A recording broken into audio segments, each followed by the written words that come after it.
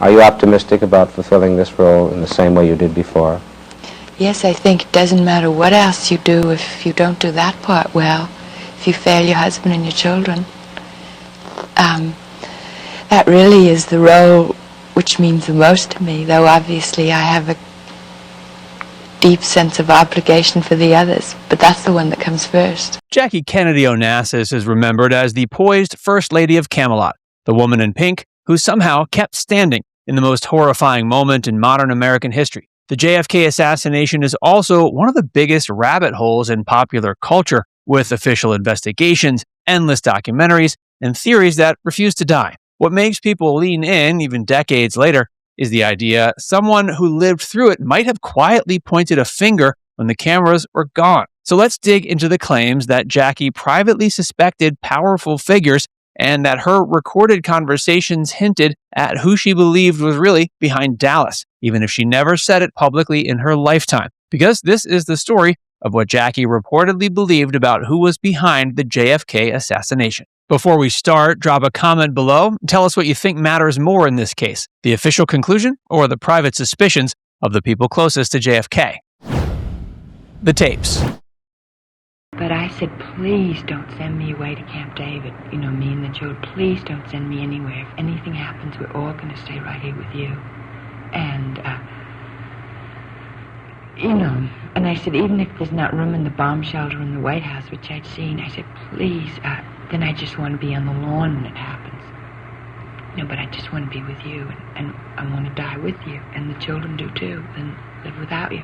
Years after the assassination, news broke that Jackie had sat down for extensive recorded interviews that were meant to stay sealed for a very long time. The idea was simple and explosive at the same time. Her unguarded voice captured close enough to the tragedy that the shock had not fully faded, but far enough that she could speak without a crowd outside the door. These recordings are often described as a mix of memory, emotion, and judgment. Jackie was famously protective of her privacy, so the mere existence of long interviews made people assume there would be more than polite recollections. In the public imagination, they became a kind of locked box, the place where the real Jackie might say what she would never say at a podium. When the tapes were eventually released earlier than expected, interest spiked for one reason above all others: the recurring claim that Jackie suspected Lyndon B. Johnson played a role in what happened. It's important to slow down here. Suspicion is not proof, and a private belief is not a solved case. But in a story already drenched in mystery, her alleged suspicion landed like a match. A lot of the conversation around the tapes turns into an argument about trust. Some people treat a grieving widow's instincts as the most valuable clue of all.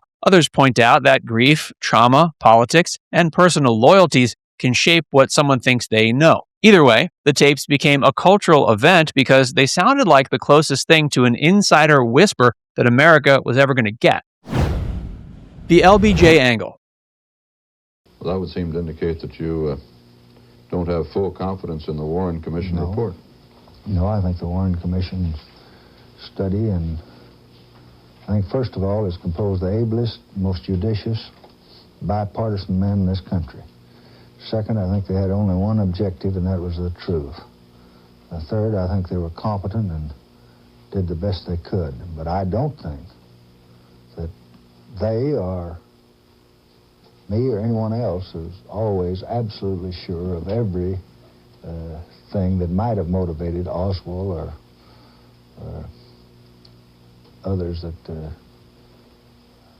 could have been involved. The headline claim attached to these recordings is that Jackie believed the assassination was not just a lone gunman's story, and that LBJ was part of a wider plot. In the versions that circulate most, the theories tied to Texas power, money, and political survival, with the idea that the presidency was the prize and Dallas was the doorway.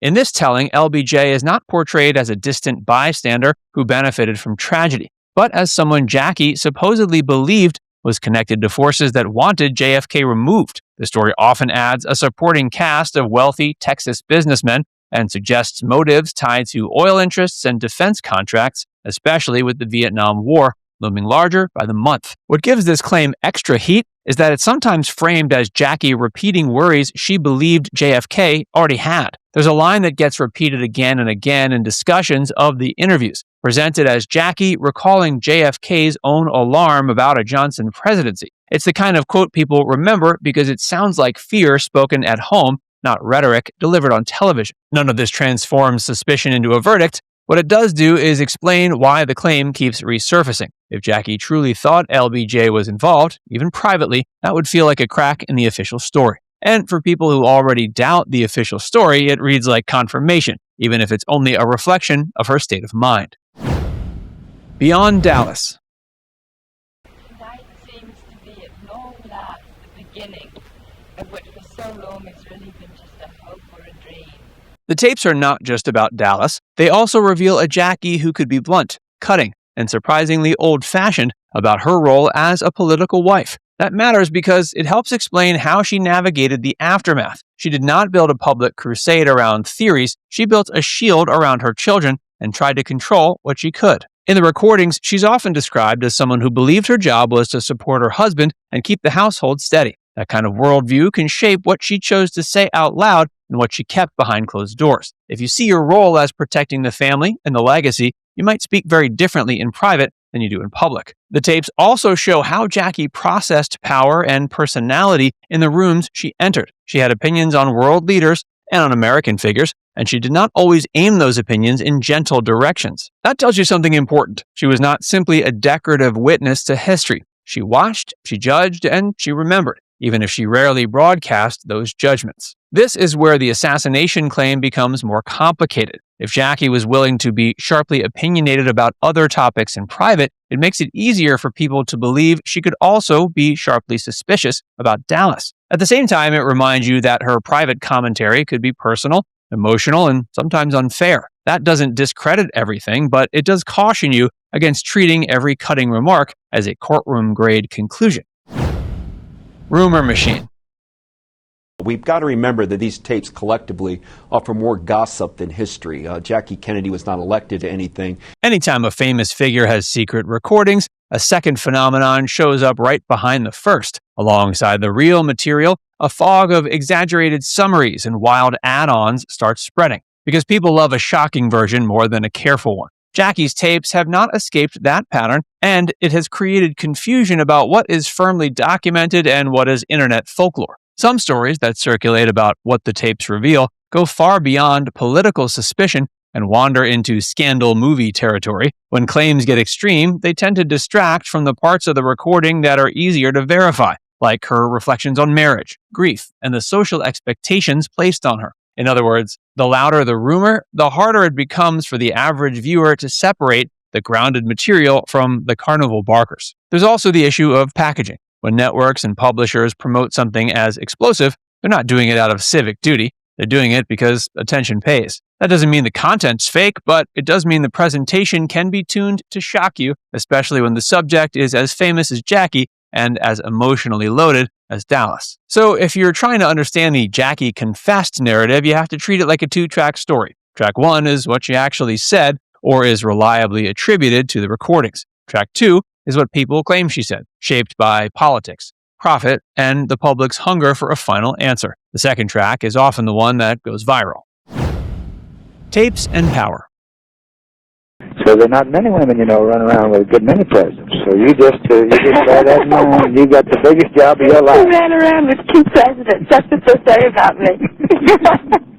Okay, anytime. Goodbye, darling. Thank you for calling, Mr. President. Goodbye. Do come back. I will. One reason recordings loom so large in Kennedy history is that taping was part of the era's behind-the-scenes reality. JFK recorded many meetings and some phone conversations through hidden systems that were controlled manually. The result is a massive archive that captures real voices, real tensions, and real decision-making, even if it does not capture everything. That background matters because it explains why people are primed to believe in tapes that change everything. When you know the Kennedy White House created recordings, and you know Jackie later gave long recorded interviews, it becomes easy to imagine one final reel that answers the riddle. In reality, recordings are usually messier than that. They give you texture, not a neat ending. It also helps explain why gaps in custody stories become a magnet for suspicion. If a recording system is secret, if some materials are missing, or if releases happen in stages, the public mind tends to fill the empty spaces with plot.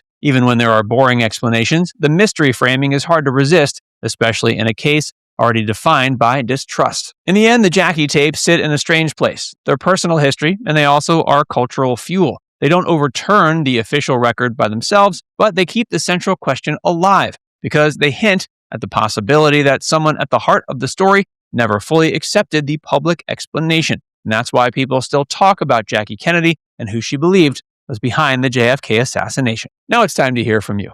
Do you think Jackie's private suspicions, even if they were never proven, deserve to carry real weight when we talk about who was behind JFK's assassination? Let us know in the comments section below.